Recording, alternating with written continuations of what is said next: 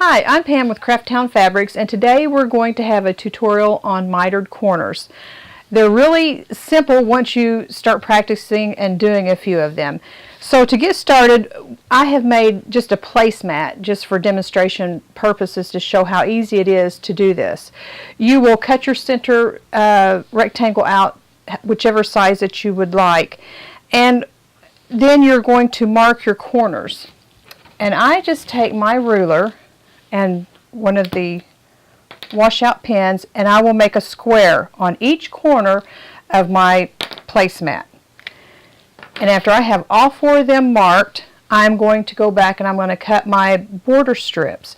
Now on your border strips, you want to get them all the same, and you want to include a 1/4 inch seam on them also. So to begin with, I have already sewn a couple on.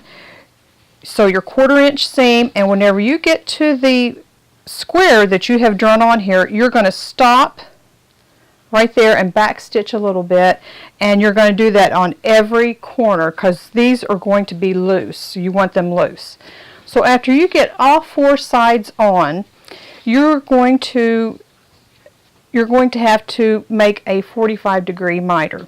So I take my border strips, put them together like that, and just fold it. Now also you want to remember, it's real important whenever you're doing mitered corners, you're going to want these lines to match up. So I usually lay it out real even, make you a crease because you're going to have this little point right here in the middle of your corner. Make sure your lines are all lined up and you can pin that. Now, you're going to want to make a mark for your 45. Take a ruler. There's a 45-degree mark on there. Lay that up here on the edge of your fabric there, and you're going to take your pen and you're going to mark a line.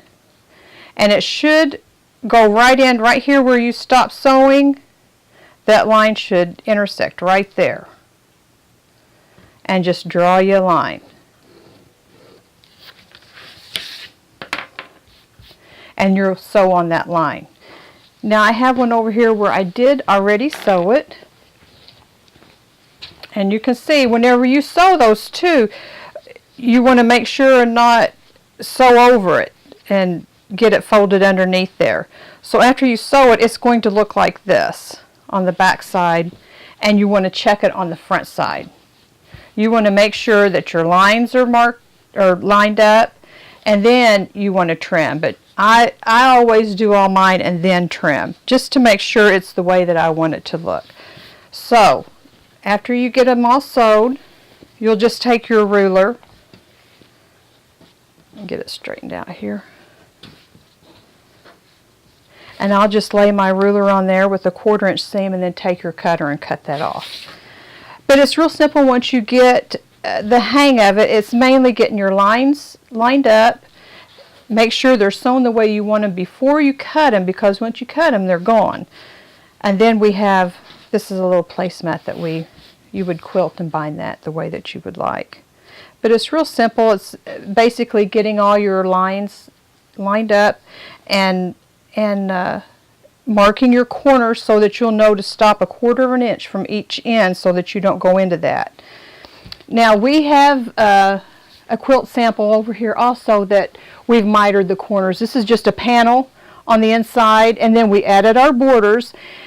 Another thing to remember, whenever you do your borders, whatever the length, say this panel is, you want the length on the end twice that.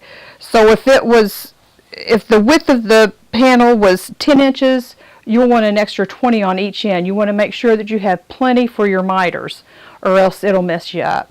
But this one turned out real nice. You see how all the lines match up. So it takes a little bit of practice, but once you do a few, it gets a lot easier. You know, you just got to remember that 45-degree corner and go from there. I hope you've enjoyed this tutorial. Thank you.